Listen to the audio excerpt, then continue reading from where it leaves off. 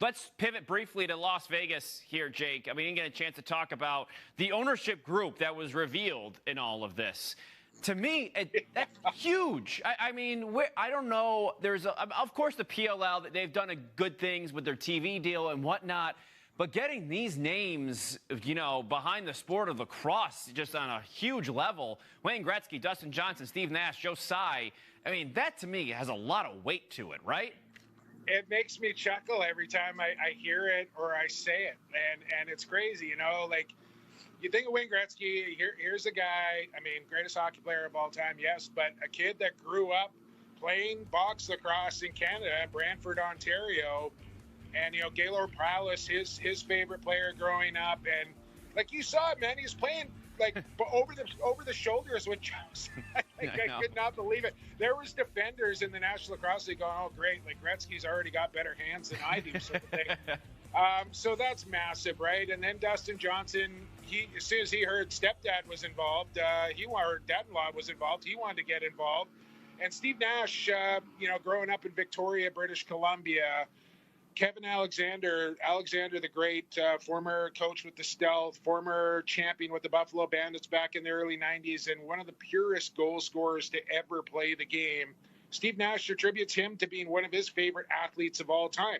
So here's another guy that has connections to the box game, and we all know what Tsai has done, not only for the NLL and college lacrosse, the PLL.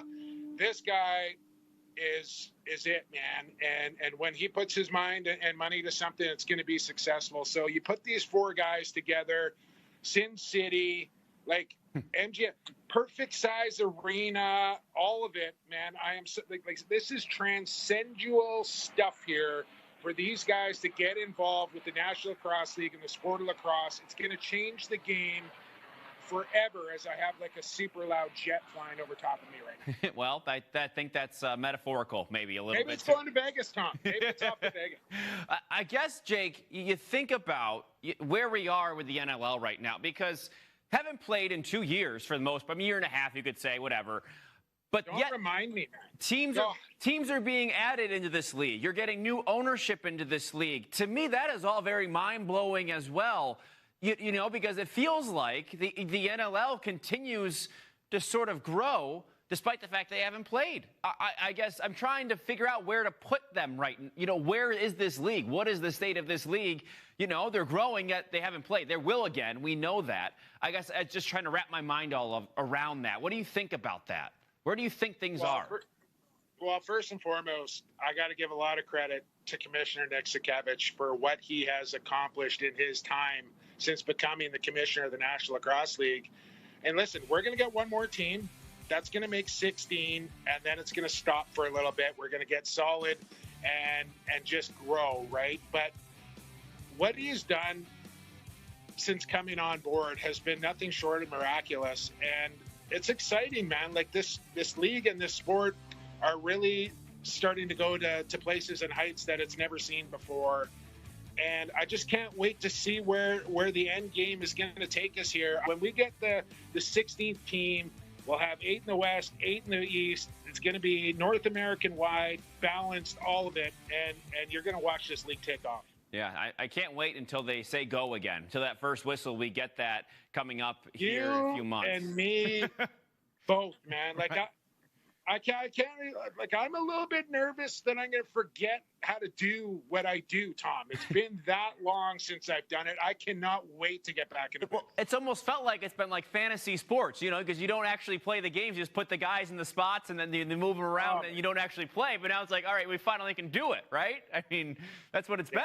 I mean, it's crazy. It's crazy. Without the podcast, I would be absolutely going berserk right now. So just around the corner, I can't wait. I was going to say, with all that, there still is Lacrosse Classified, which people can go and listen to right now. The Calls to the Hall, I believe, is the current theme you guys are doing. Tell us about that. Well, 10 new National Lacrosse League Hall of Famers just going in this last class.